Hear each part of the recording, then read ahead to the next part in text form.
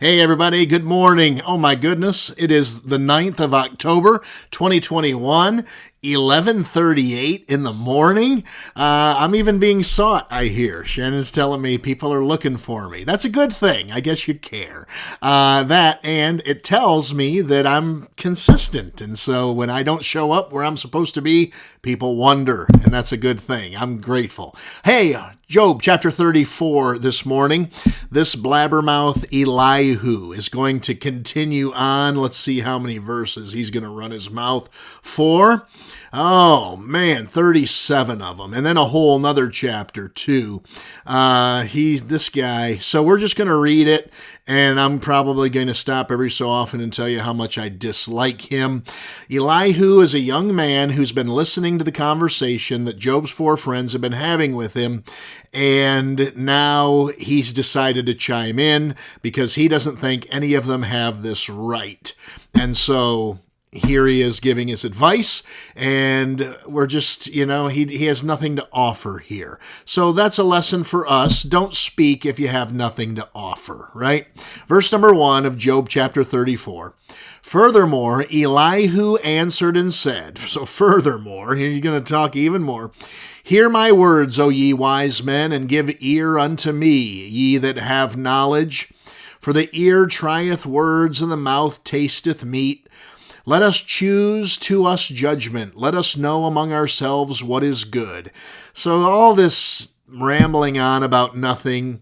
Verse 5, for Job hath said, I am righteous, and God hath taken away my judgment. Should I lie against my right? My wound is incurable without transgression. What man is like Job, who drinketh up scorning like water? So now Elihu's turning on Job. He's telling us, I've listened to what Job said. He's defending himself. He doesn't think he's done anything wrong. But what man is like Job, who drinketh up scorning like water? He says, Job seems to be a glutton for punishment. Because remember yesterday, Elihu's conclusion was if he would just repent and get right, God would forgive him and take away his pain. Verse 8, which goeth in company with the workers of iniquity and walketh with wicked men. So now he's calling him a worker of iniquity and a wicked man. For he hath said, it profiteth a man nothing, that he should delight himself with God. Therefore hearken unto me, ye men of understanding, far be it from God that he should do wickedness, and from the Almighty that he should commit iniquity. Clear, right? We know this already. We've said that about Elihu yesterday. He tells us things about God that is common knowledge. For the work of a man shall he render unto him, and cause every man to find according to his ways. So that's just the principle of sowing and reaping.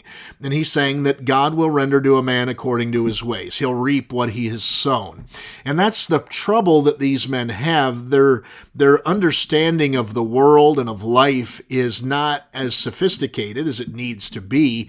It's more complicated than simple sowing and reaping. Now, sowing and reaping has its place, and it is an unviolatable law, if you will, or a law that cannot be broken. It's impossible.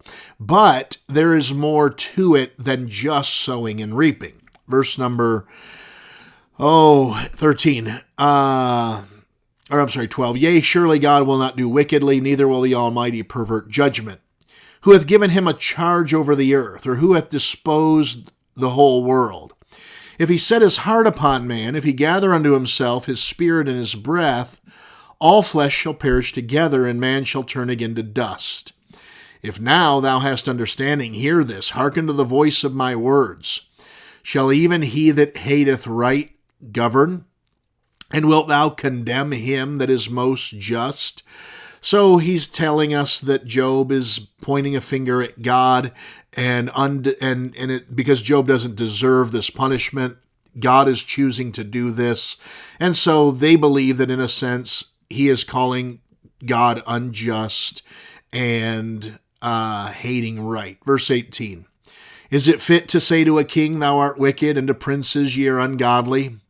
How much less to him that accepteth not the persons of princes, nor regardeth the rich more than the poor? for they are all the work of his hands. In a moment shall they die, and the people shall be troubled at midnight and pass away, and the mighty shall be taken away without hand. For his eyes are upon the ways of man, and he seeth all his goings.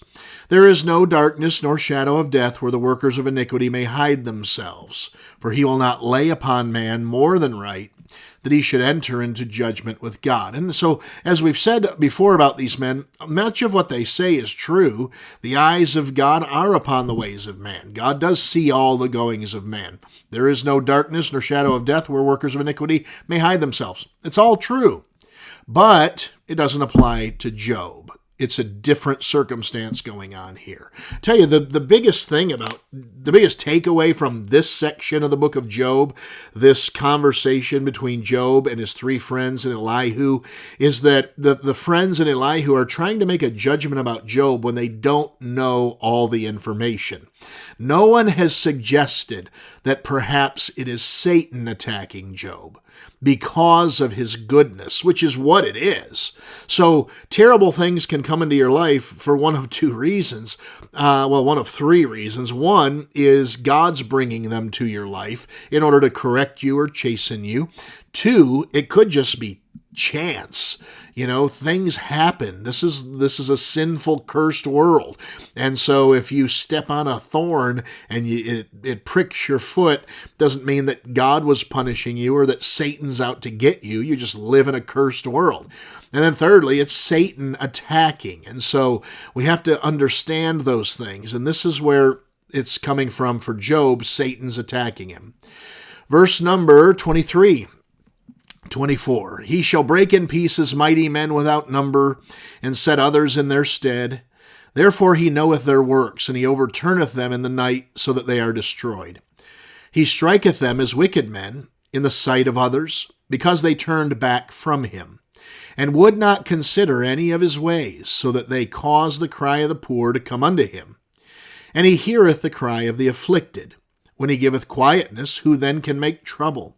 And when he hideth his face, who then can behold him? Whether it be done against a nation, or against a man only. That the hypocrite reign not, lest the people be ensnared. And so Elihu, he's speaking truth here. It just doesn't apply to Job. He's not saying anything new. So that's something else to consider. If you don't have anything to add to the conversation, there's no point in talking about it either. Verse number 31. Surely it is meet to be said unto God, I have borne chastisement and will not offend any more. So he's telling Job, you need to repent.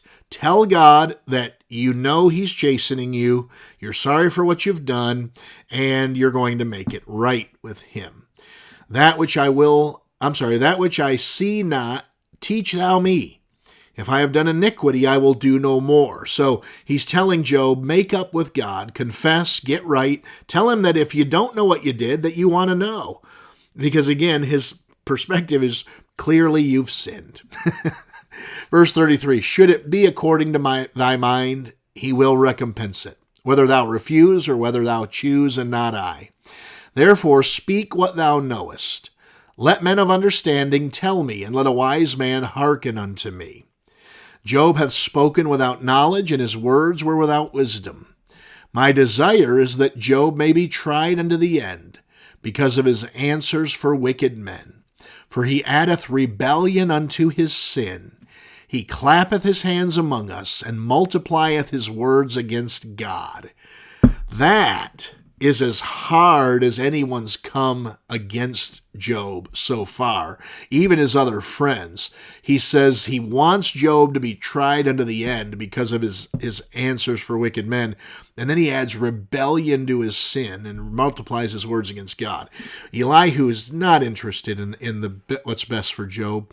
I'll tell you, one of the things we've got to be careful of is arguing for the sake of argument.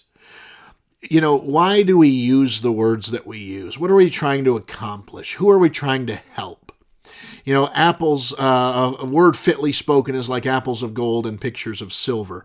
There is a time to speak and there's a time to refrain from speaking. That's Ecclesiastes 3. There are times when we speak, and when we choose to speak, it ought to be to add to the conversation or to be a help. Otherwise, we should remain silent. If our words aren't helpful words, then let's keep them to ourselves, all right? Okay, 10 minutes in, that's it. Sorry I was so late. Nobody watched today. One or two of you have been popping in and out. Thank you for that. Hopefully everybody will catch it later on. I apologize. I had something I had to do this morning. We had a midnight prayer meeting late last night. We didn't get home till about 12:45 and didn't fall asleep until 1:30 or so in the morning. And then I had to get up early and handle something. And I thought I was going to be back a little sooner than I was, but it did not happen that way. So anyway, you don't care about any of that. As always, like, love, and share the post. And tomorrow morning, 8 a.m., it will play from a recording so you can catch it then. All right? Job chapter 35. If you see verse number 1, Elihu spake moreover. So this guy is going to keep on talking. All right. Have a great Saturday. We'll see you soon. God bless you.